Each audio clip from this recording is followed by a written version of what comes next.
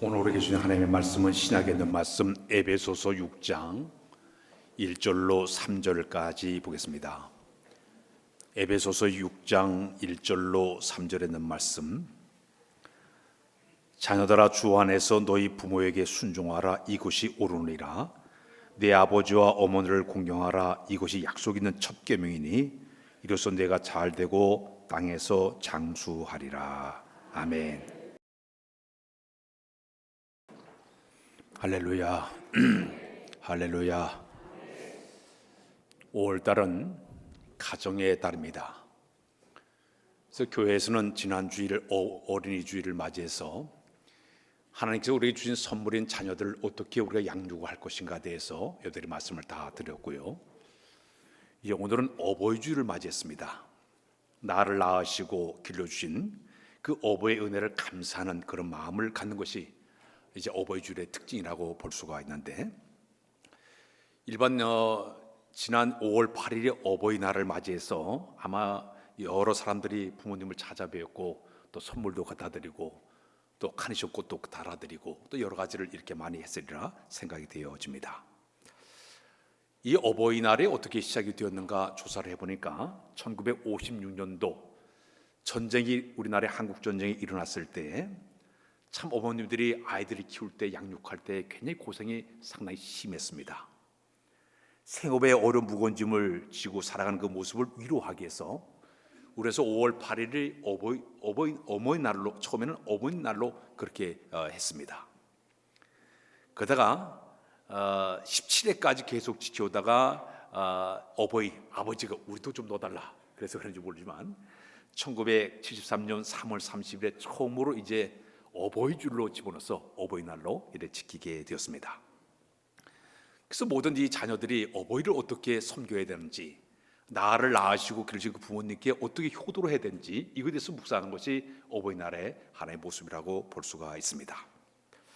제가 오늘 이 카네이션을 여기다 이렇게 꽂았는데, 이 카네이션을 꽂게 된 것은 오래됐습니다. 1907년도에 미국의 안나 자비스라는 한 여인이 자기 어머님이 세상을 떠난 것을 추모하기 위해서 예배당에 갔을 때 자기 교회의 많은 그 어머니들에게 흰 카네이션을 조미로 꼽아 드렸습니다.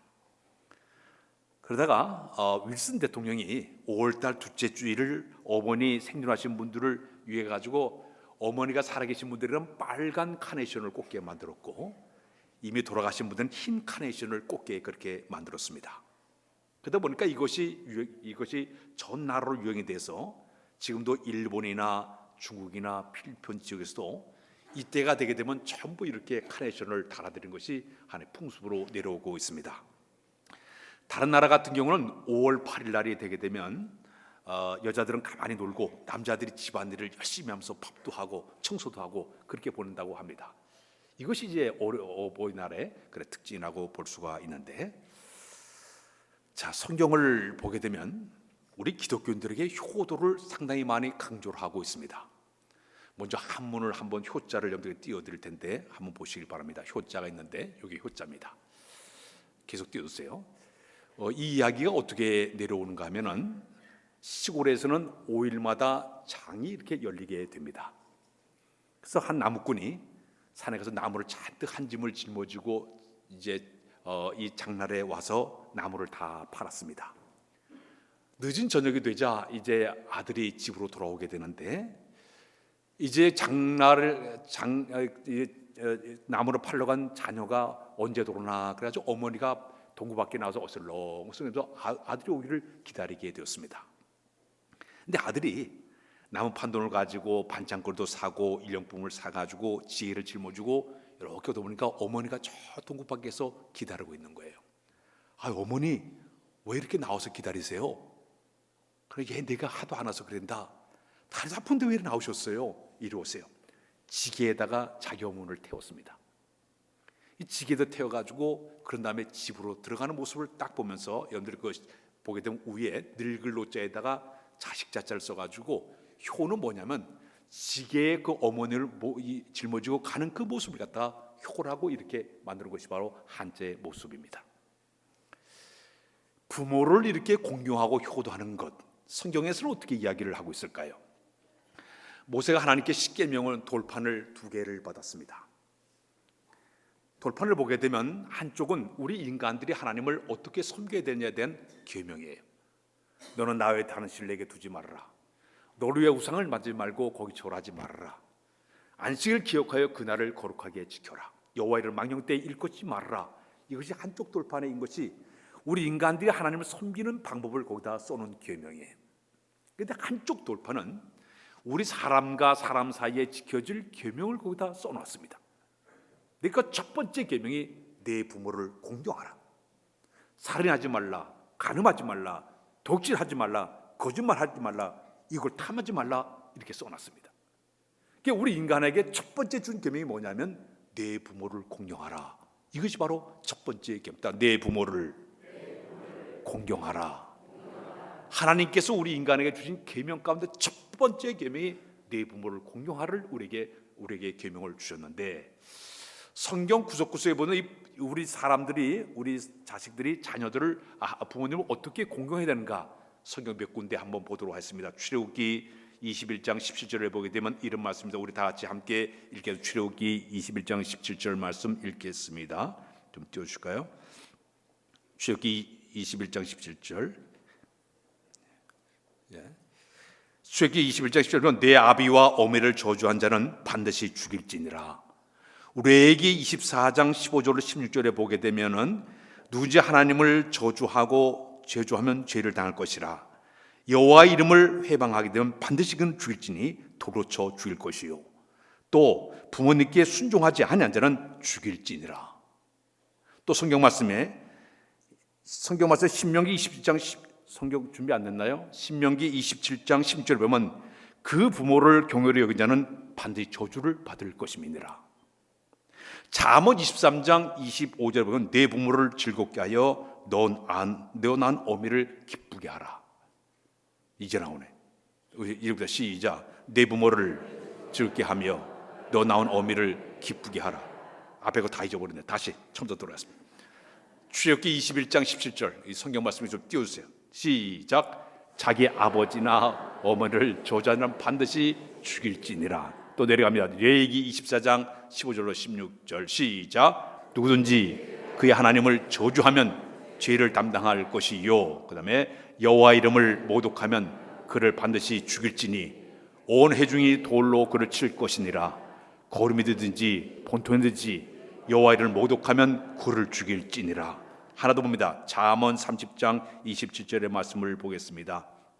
제일 끝에 거예요. 그 다음 거 보세요. 잠언 30장 27절 17절 시작. 아비를 조롱하며 어미 순종하기를 싫어한 자의 눈은 골짜기에 까마귀에게 쪼이고 독수리 새끼에게 먹히리라. 이 전체 내용을 보게 되면 부모님의 권위와 하나님의 권위를 똑같이 두고 있습니다. 부모님에게 잘못하는 것은 하나님께 잘못한 것으로 얘기하고 있어요. 부모님을 고의적으로 불순종하는 것은 마치 하나님 앞에 고의적으로 불순종과 똑같이 그렇게 성경은 이야기를 하고 있어요. 그 부모님을 섬겨 나가는 우리의 마음 자세 가운데 부모님과 하나님의 권위를 똑같이 인정하는 그런 마음이 되어질 때 그 말을 순종하게 되고 따르게 된다는 의미입니다. 오늘 본문에 보게 되면 에베소서 6장 1절로 2절을 한번 먼저 시작. 자녀들아 주 안에서 너희 부모에게 순종하라. 이것이 옳으니라. 내 아버지와 어머니를 공경하라. 이것이 약속 있는 첫 계명이니. 골로새서와 에베소서를 보게 되면 쌍둥이 서신이라고 얘기를 하고 있습니다. 골로새 3장에 보게 되면 오늘 본문 내용을 이렇게 소개하고 있습니다. 자녀들아 모든 일에 부모님께 순종하라. 이는 주 안에서 하나님을 기쁘시게 하는 것이라 얘기하고 있습니다. 즉 부모님 앞에 순종하는 것이 하나님을 기쁘게 하는 것이라고 성경은 이야기를 해주고 있습니다. 자, 그렇다면 우리가 이제 부모님 앞에 순종을 해야 되는 방법들이 많이 있겠지만 오늘 2가지를 생각합니다. 첫 번째 따라갈까요? 순종하라. 다시 순종하라. 두 번째는 공경하라. 자, 그런데 성경에 보게 되면 공경했으면 좋겠다, 순종하는 것이 옳을 것 같다, 권유형으로 쓰는 것이 아니라 성경은 정확하게 공경하라, 순종하라, 명령형으로 쓰고 있습니다.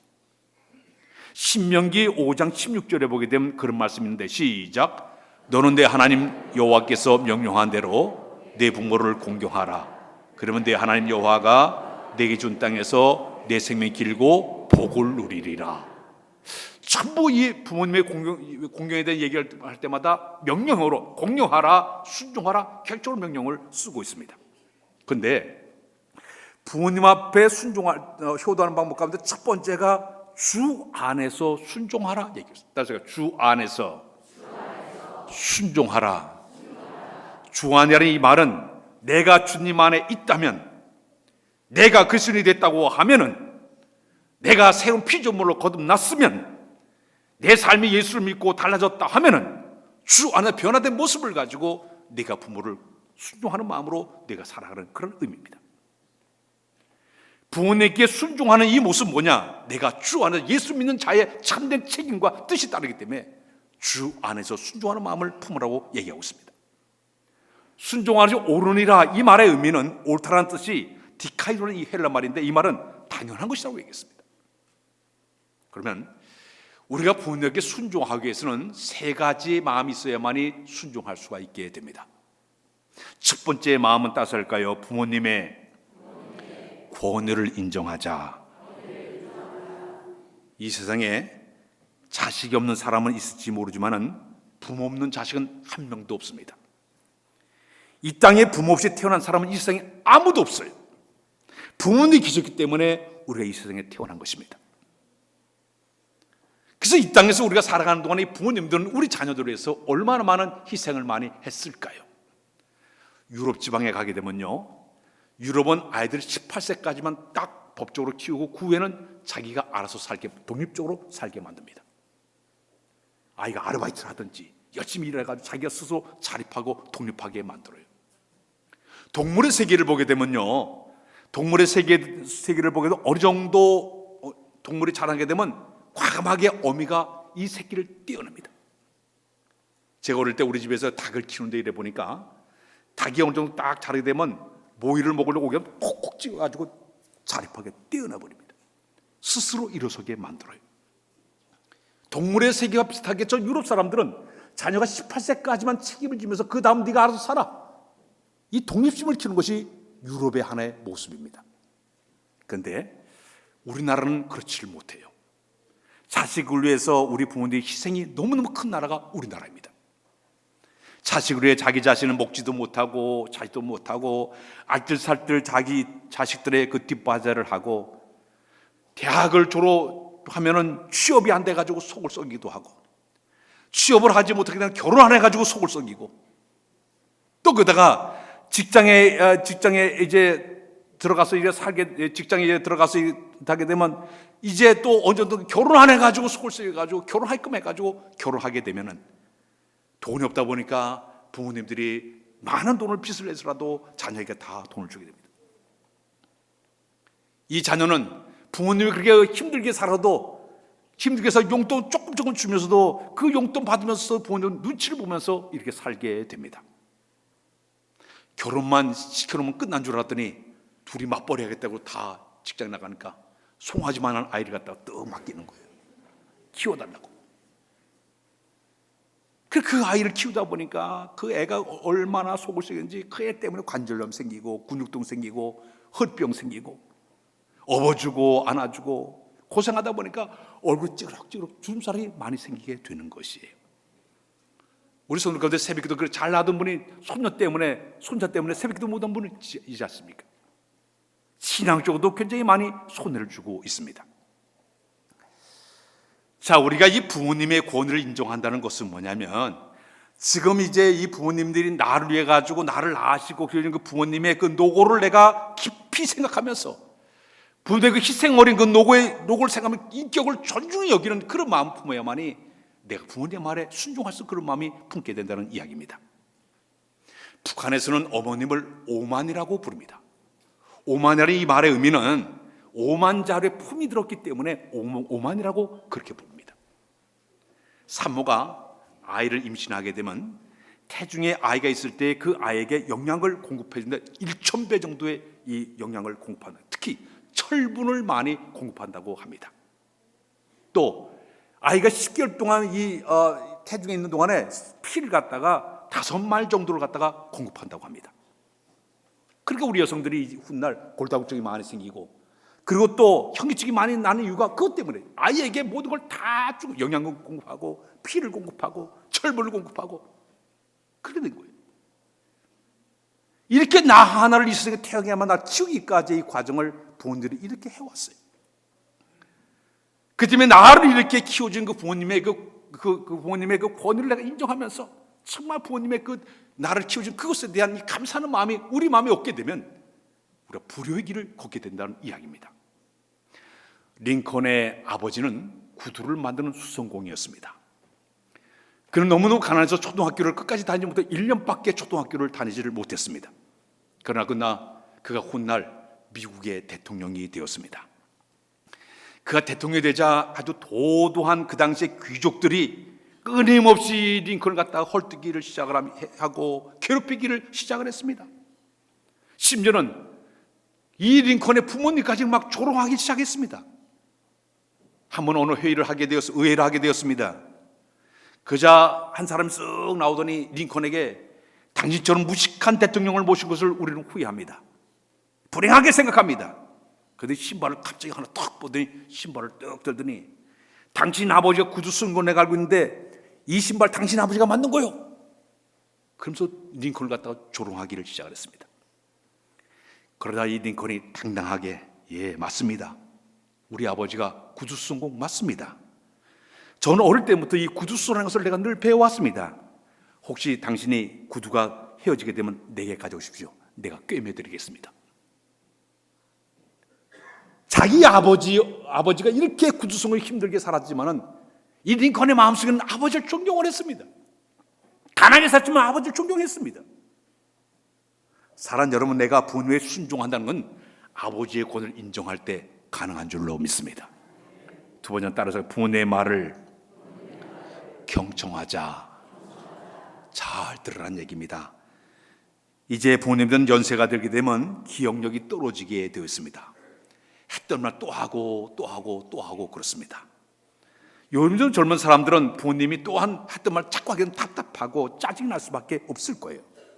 그러나 부모님이 어떤 말을 할 때 자녀의 입장에서 볼 땐 잘 들어주는 것도 효도예요. 잘 듣지 않게 되면 이건 불효가 될 수밖에 없는 것입니다.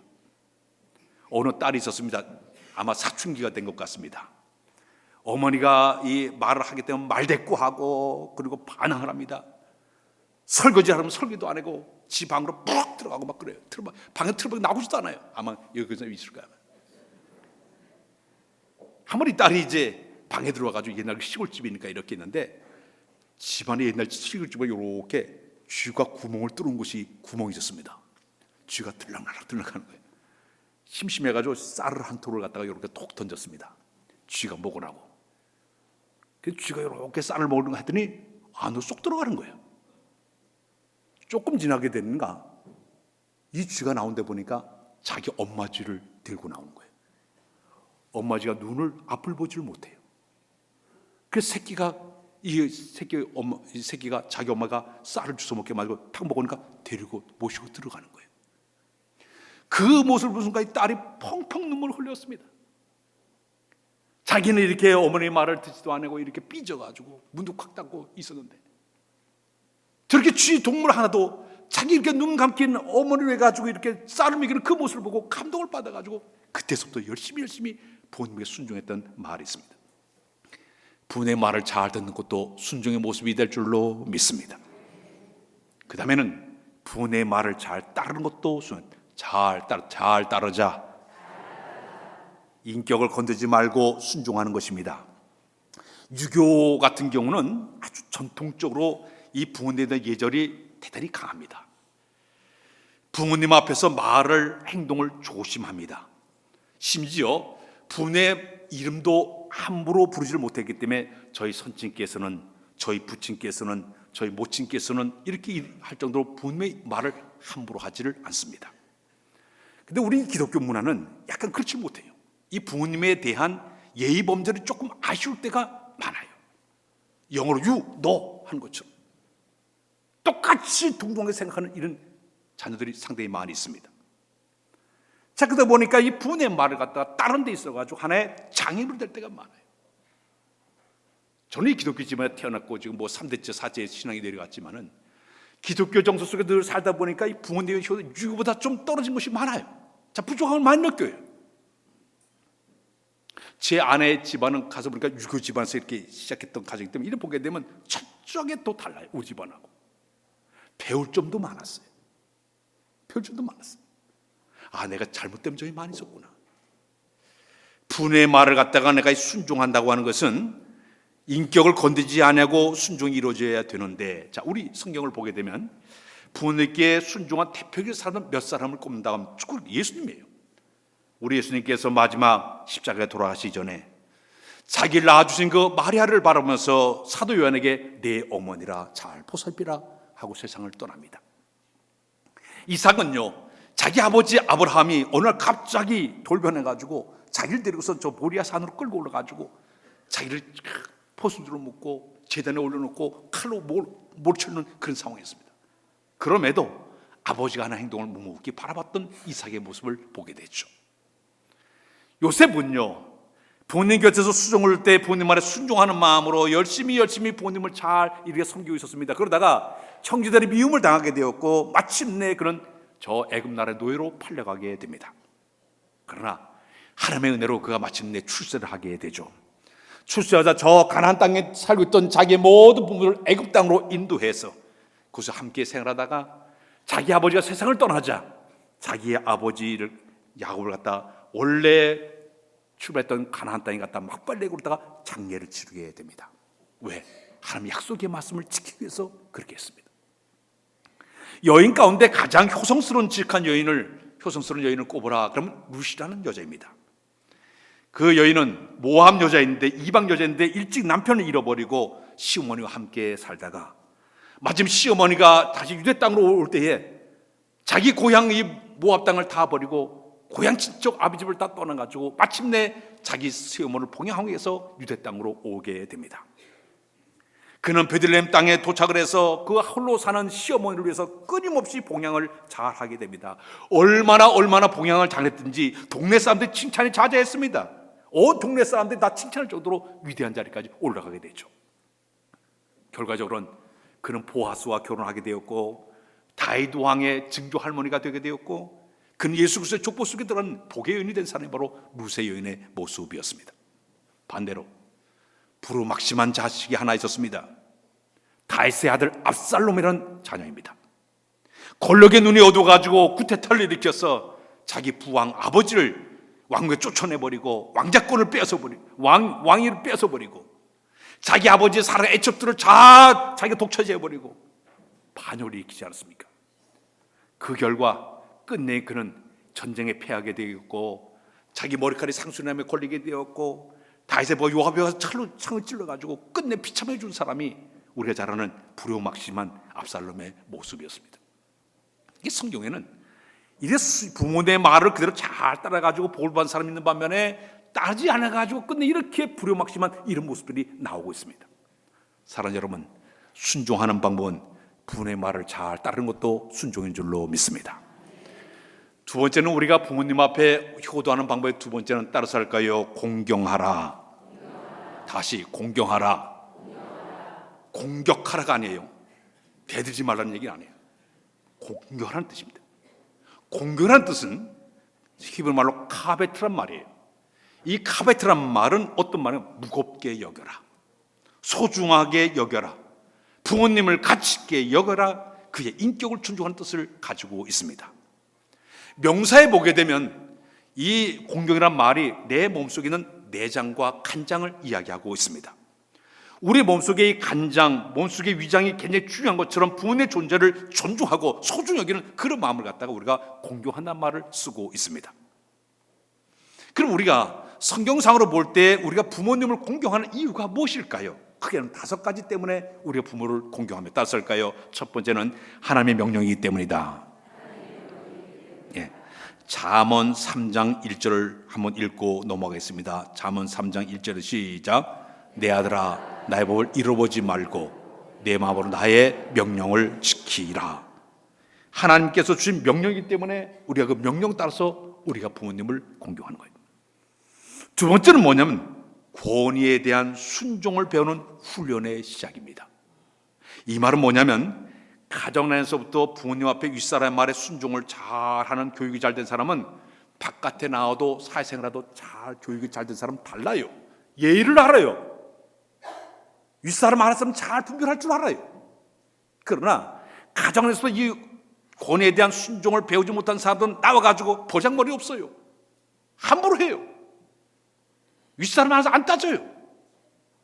이 권위에 대한 순종이 제대로 가정에 이어지지 못하다 보니까 그 결과가 나오게 되는 겁니다. 세 번째는 뭐냐면 성경에 보니까 마땅한 당연한 것이라고 얘기합니다. 옛날부터 부모 경경하는 것을 갖다 천륜이라는 말을 씁니다. 하늘의 뜻이라고 얘기했습니다. 부모의 말을 내가 따르는 것, 이것은 바로 공경하는 것이 바로 천륜이기 때문에 하는 것입니다. 네 번째는 주를 기쁘겠다. 주를 기쁘시게 하는 것이다. 부모님만 즐거운 것이 아니라 기쁜 것이 아니라 하나님도 우리가 이 공경하는 이 모습을 보고 기뻐하신다고 얘기하고 있습니다.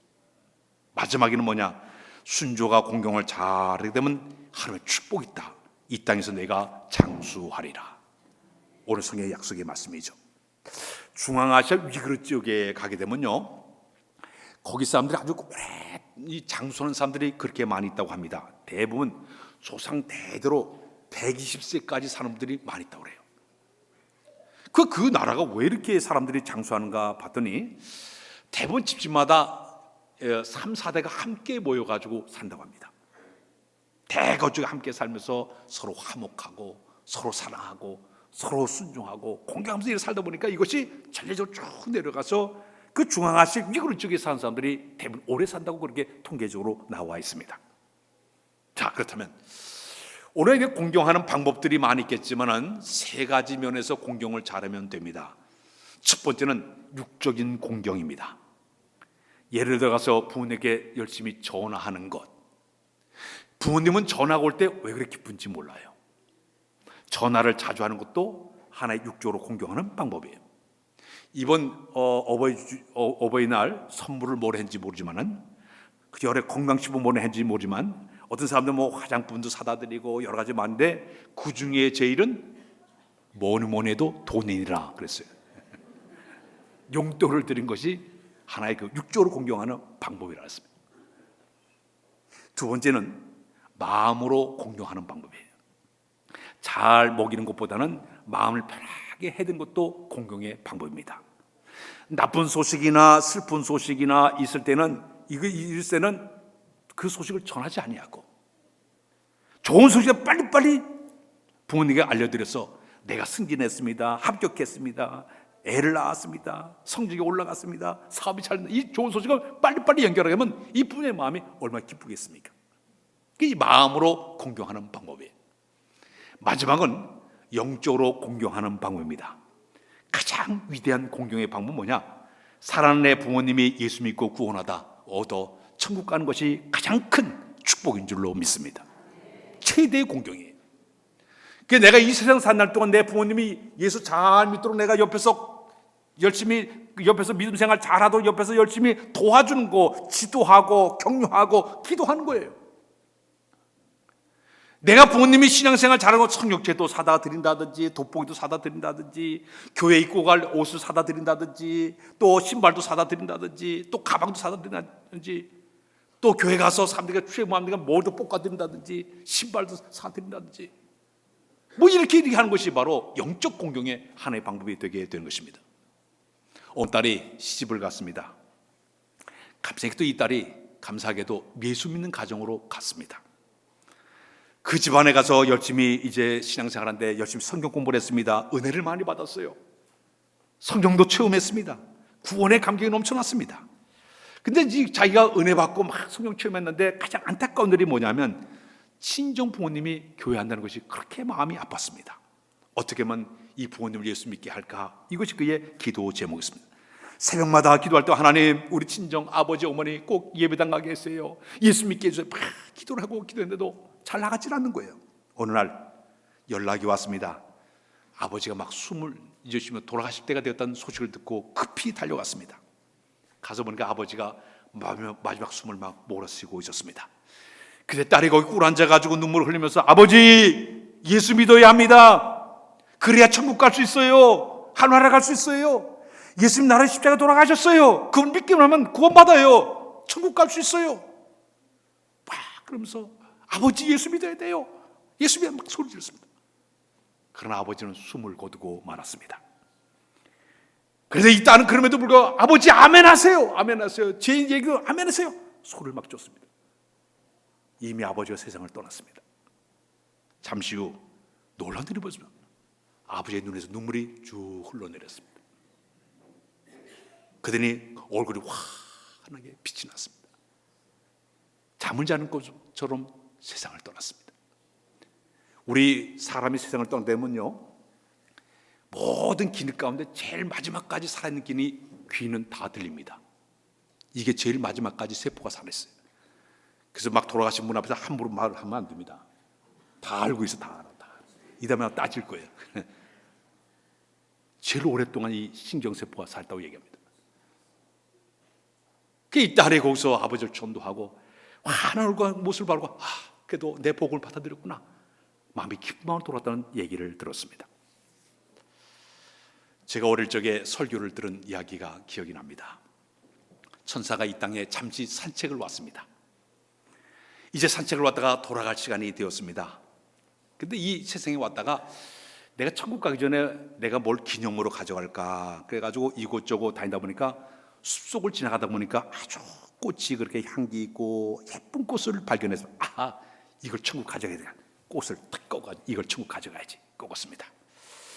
조금 지나가다 보니까 오늘 시골집을 지나가는데 이렇게 보니까 작은 문틈새로 이렇게 보니까 애가 그냥 빵긋빵긋 웃는 모습을 봤어요. 야, 너무너무 아름다운 거예요.